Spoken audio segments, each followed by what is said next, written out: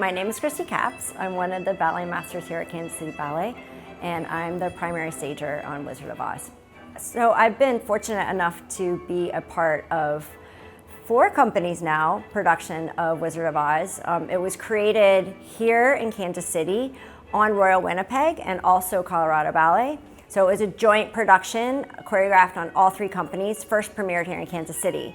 And then after Kansas City, I went with another stager, Philip LaRouche, and he and I went to Colorado to do it, and then we went to Winnipeg to do it, and after that, Cincinnati Ballet did it. So I've gotten to be a part of now 4 companies' productions of Oz, and then we're bringing it back here to Kansas City. This time is quite different because I've always had a co-partner in staging it, and it's been me primarily staging it, and so it's taken a whole different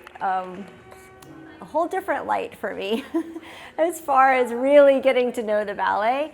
Before, I always just had my own sections that I staged, and then Philip would stage his sections or would do a section together. But this time I had to learn a bunch of other sections that I had maybe never staged before, and I had to learn a lot more about the ballet just that I maybe didn't know as well. So yeah, this time has been much more challenging because I'm the primary stager and basically in charge of the whole ballet. There's 28 tracks of music, so basically that's 28 scenes in the ballet, and there's so many moving parts in the ballet, not just on stage, but off stage or on and off stage with scenery and props, and the whole behind the scenes that no one from the audience sees is crazy. We call it chaos choreography. There's puppeteers handing off puppets and silks, and scenes flying out and scenes flying in, and axes flying off that have to be caught, and flying of monkeys that have to be timed with the crew. And so there's so much extra choreography besides the dancing that has to go on. Plus the quick changes with the costumes. The flying, there's tons of flying. Glenda flies, Dorothy flies, the witch flies, the scarecrow flies, Whiskers, Oz character flies, so there's tons of flying. Monkeys fly. Everyone gets to fly. Yeah, there's lots of flying. I used to have this perfect binder and all the papers, everything's handwritten in my notes that I have for staging, and I write everything down because I can't keep it all in my brain and all the counts and all the steps. So I have it written down, by hand, a notebook paper, and then I used to have it all shoved in between a piece of plastic, and it was all clean and in a binder. But now this time around, and plus having to travel, the binder's gotten bigger and bigger, and I just have a folder that's exploded, but I call it my Oz Bible.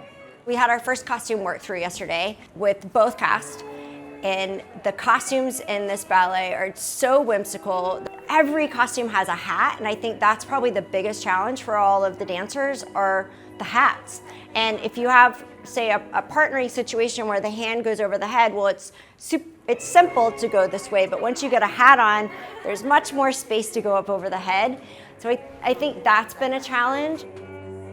There's so much to love about this ballet. It's just so fun. I think there's so much space for the dancers to find their characters.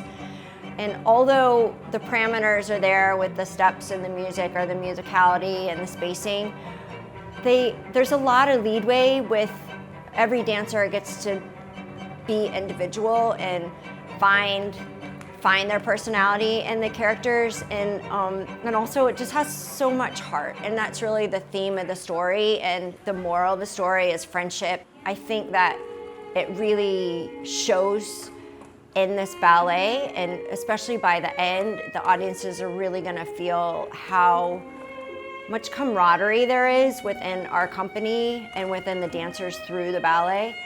And I think that's really what makes the magic. There's just so much spirit that I think that we can all relate to.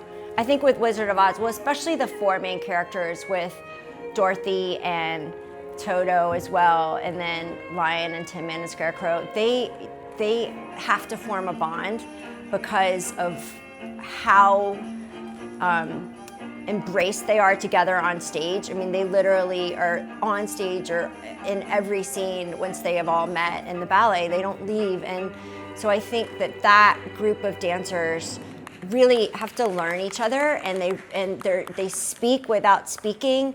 They learn each other's timing. They learn each other's movement.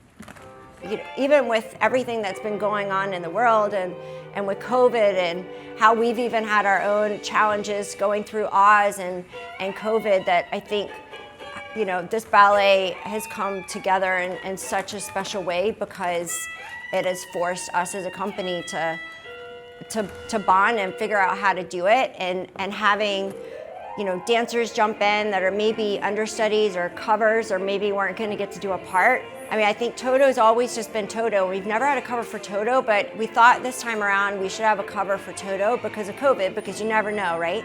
And then she jumped in the other day, and I say she because we've also never had a she Toto, but now we get to have, for a couple of our shows, one of our female dancers. I think all of the scenes in Oz are very active.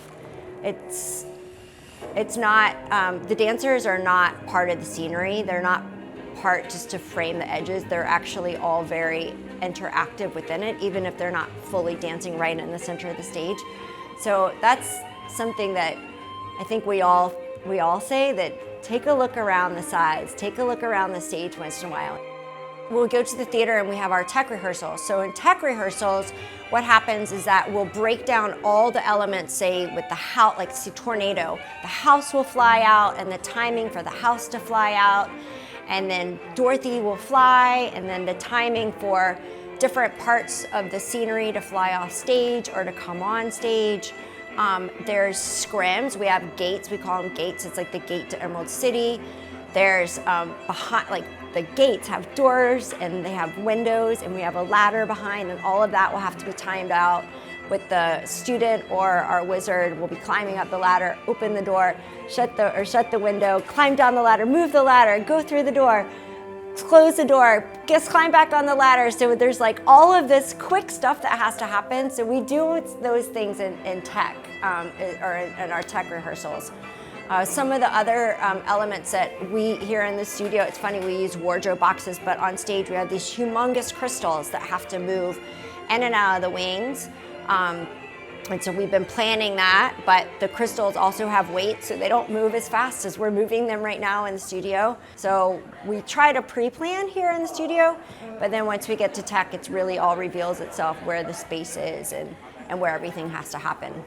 I'm excited. I think the challenge will be tech, getting through tech, because there's so many technical elements, but this time around, I and everyone else on the team is really trying to prep ourselves before we go to the theater so that we can maximize the time and just let it be as easy as possible for everyone, and go right into the shows. I'm just more excited to be, honestly, to be out in the audience because I can't wait to hear the laughter and see the tears, and just to see the children and our audience filled with people having a good time, because I know that they will. I think we're way ready for it, and I think the company's excited, and I'm so proud of everyone. I really am.